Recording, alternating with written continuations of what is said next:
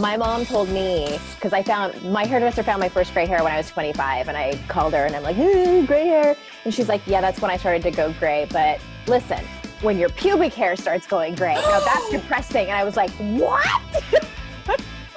Wait a minute. Does that happen? That's what she said. Oh my gosh.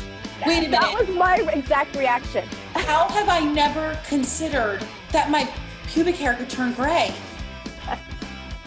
Hello, everyone. I am here with my dear friend, Andrea Owen, author of How to Stop Feeling Like Shit. And I have to tell you, I was feeling like shit when I started this video this morning, but I'm already in hysterics and feeling a little bit joyful just from talking to you. So thank you for being here. You're welcome. Well, I'm glad I could bring some joy into your chaotic morning. Nothing like talking about, graying pubic hair to kick things off. I never considered that my pubic hair could be gray. But what I have considered is that no matter what personal drama that I'm going through or what stuff is coming my way, because the stuff is inevitable, right? There are alternatives to how I react to the situation. And what you do, Andrea, so beautifully is that you teach people how to empower themselves to master their own reactions to their own personal drama. And you do it in a way that is funny and direct and honest. And I want to talk about your book, absolutely. But I want to ask you, because I was feeling like I'm telling you, drama city this morning of my making and participation, but also of not. And I was struggling to create and interrupt and how to not feel the things that I was feeling. So what is your go-to method? Not just the one you prescribe, but what do you do when you're just feeling like, fuck it, I don't want to feel better?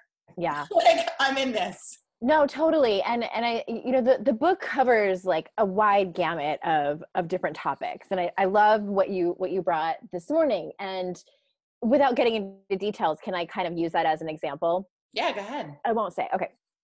So somebody is shitty to you. Happens, or you have a crap morning for whatever reason. And I love that you said, you don't want to, changing the way you feel.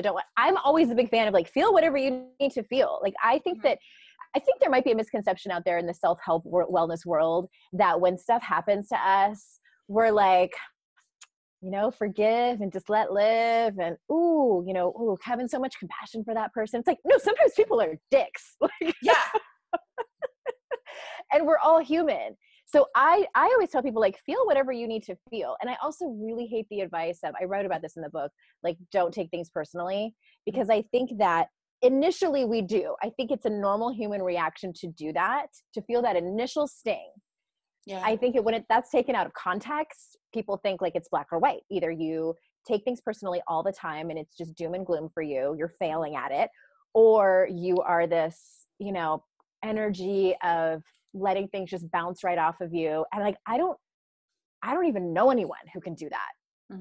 And all that to say is that everybody's human. We all have things that happen to us, and you're going to feel the way you're going to feel. What I want the win to be for people is that they notice what's happening so they can, when they're ready, choose a different avenue, and that they don't let it, like, the gap gets closer and closer of like the feeling like shit and the being aware of it and changing their attitude or their behaviors or their thoughts or whatever.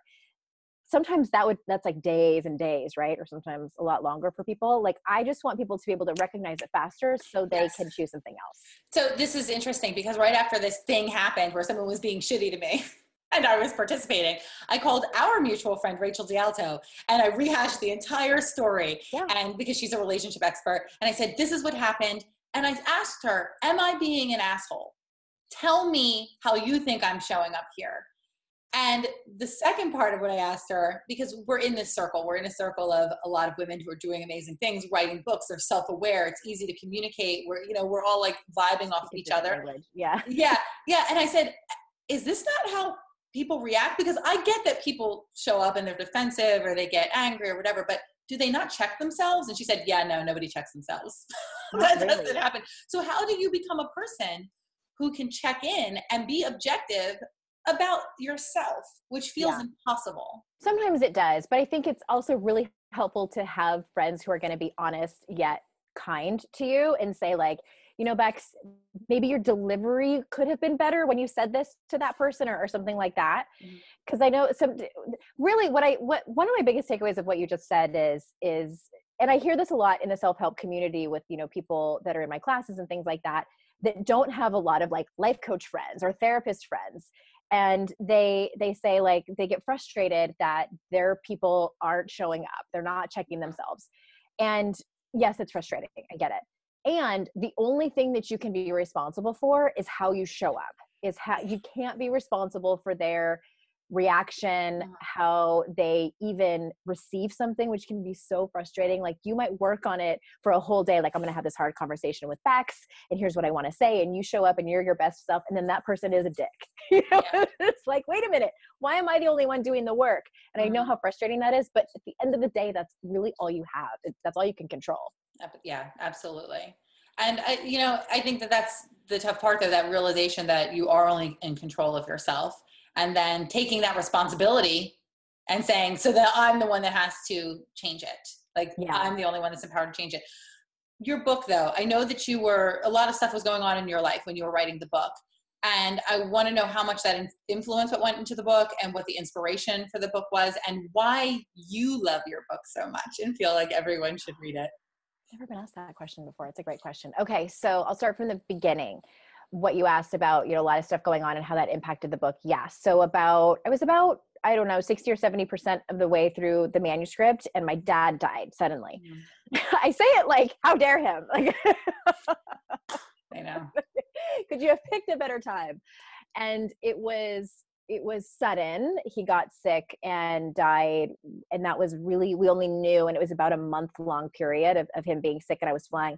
The lighting in here is terrible. It's like coming in. Anyway, me flying back and forth from one coast to the other. And essentially at the end of the day, I was with him when he died. I had never even lost anyone before. Mm-hmm.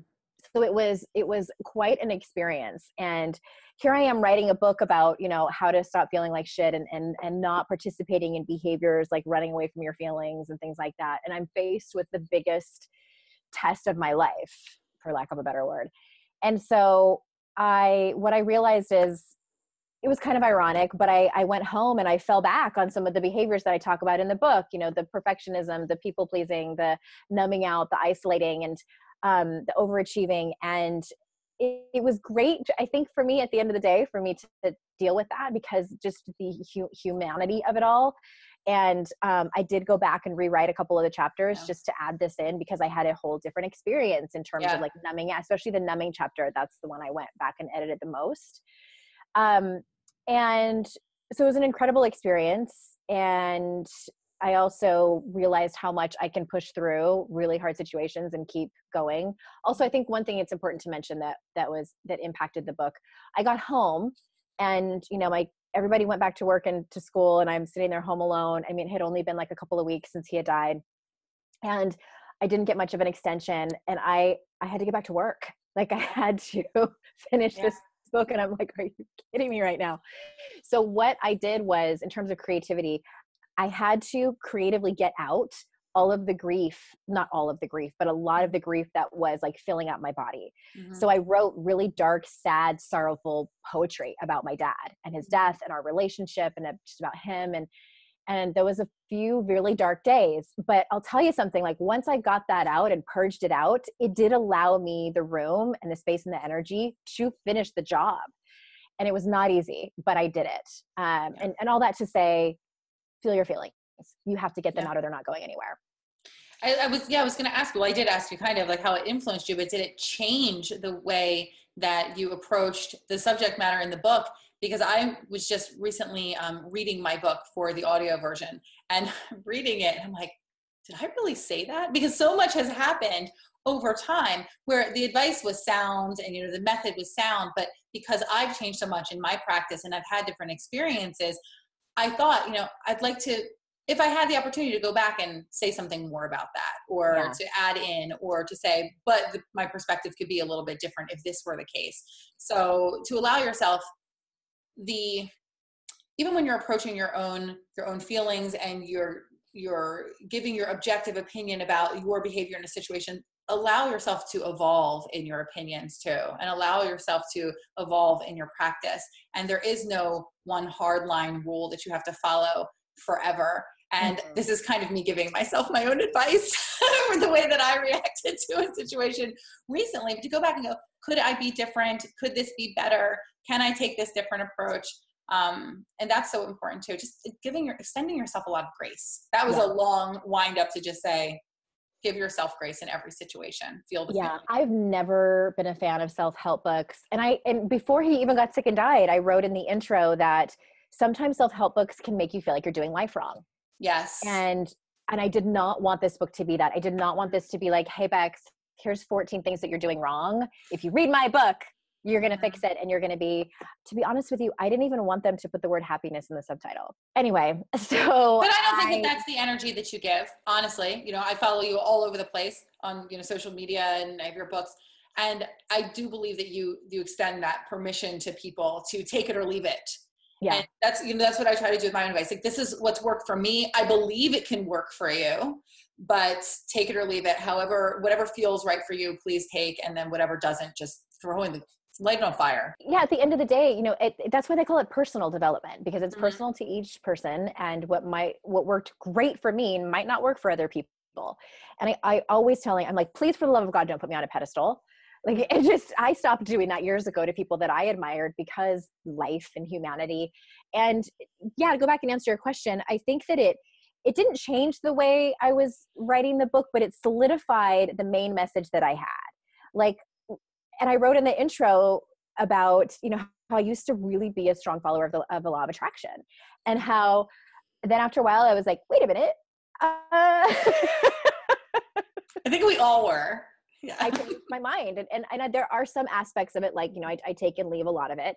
Some aspects that I still believe strongly in, but for the majority of it, like I said, like, sometimes life just happens. You didn't have a bad vibration. It's just how it is. And, great. That's what grace is. So I think it just solidified the main message that I had, that sometimes life is just shitty, and let's just all do the best we can and normalize a lot of these behaviors. Yeah. That's another one, law of attraction. Parts of it made me feel like I was doing life wrong. So every bad thing that happened to me, somehow I was attracting it. And it just put me into this shame, guilt, regret cycle that wasn't serving me. And then maybe that was attracting even more drama. Exactly. So instead, and it happened when I lost my parents, it was like, you know what? Shit happens. I didn't attract this. I didn't manifest it, even though there were times before my mother died that I was like, oh, I just wish she wasn't here. And I would say terrible things because we had that type of relationship, but I didn't make it happen. All that I could do then was take the shit and see what I could do with it and see how I can manage it and show up in a way that felt good for me and that felt right for me. And a lot of times that meant not showing up at all. A lot of times that meant just staying in bed instead and feeling those feelings and getting through the grief. But then the things that I did have obligations to, work and kids and family, have integrity and be honest. Like, I'm here, tell the truth, but it's not going to be great today. Yeah. This is how you're getting me. This is my best. And the last question, what do you love about your book? Tell us what's so great, and not how we could just throw it away if we don't like it. A few things. I think how it was born too, because I don't know if you felt this way about when you wrote You Have 4 Minutes, but when I was done with my first book, I was like, it felt like having a really hard pregnancy and newborn, and someone's like, when are you gonna have another baby? And you're like, never again in my life. That's it. That's how I felt after I wrote my first book. And people would ask me that, my agent would ask me, and I'm like, I just, no. But I heard around the world somewhere in our industry that books, we don't find books, books find us. And that's very esoteric, I know, and very woo-woo, but I was like, okay, whatever. And sure enough, after a few years, after it wore off of how hard it was the first time, just like having another baby, it came to me, and I started to pay attention to my clients and the people in my groups and the patterns that were coming up for them. And so I wrote about it. And I think another thing I really love about it is the feedback that I get. So many people say, I feel like you were spying on me. Like, I feel like this is the biography of my life. And And it just really, I think, is a testimony to how much I really have been paying attention to people and how much I really care and want them to see themselves in this book and have hope that they can make some shifts. That makes me feel so much better because I'm right now in the midst of starting my second book that is due in 4 months. So yay. But I feel so much more, nervous, but also so much more in the flow of, I did the first thing. I did the thing and it was all that I had at the moment and it felt hard and I thought I was never going to do it again. But now this is going to be more of a love story to the people in my community and, what they were asking for instead of just what I wanted to tell. Because my first book was like, this is what I have to tell you. That was mine too. Yeah. And this next one is like, this is what I've received from you. And this is how I've adjusted my practice and the way that I approach you because of it. And I'm super excited to give that back. And it feels like it's going to be less hard. Tell me it's less hard. It's so much more fun to be dramatic about it, I feel like. You're always a lot of fun. So I would tell people, everyone who's watching right now, to absolutely go pick up How to Stop Feeling Like Shit, because it's also fun to say. And it has confetti. The book doesn't come with confetti. So if you're a mom, you're safe.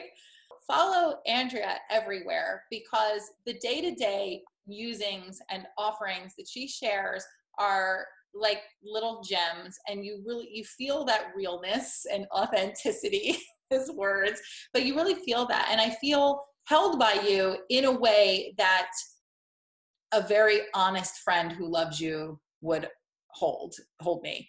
And that's so important because friends, like we all have those friends that no matter what we do, they're like, you were right and you're the best and fuck all those people. But then also the friends that will say like, here's where you were a little bit of an asshole, but I love you anyway. And here's how you can approach this differently. And that they're really, and you're definitely that friend. You're both of those friends, honestly. Mm-hmm. So I love you. Thank you so much for being here. Thank you. Thanks, everybody. Hey everybody, it's Bex here, and I want to welcome you to another video in my series, You Have 4 Minutes for Meditation. Today's meditation is a short one for confidence and courage.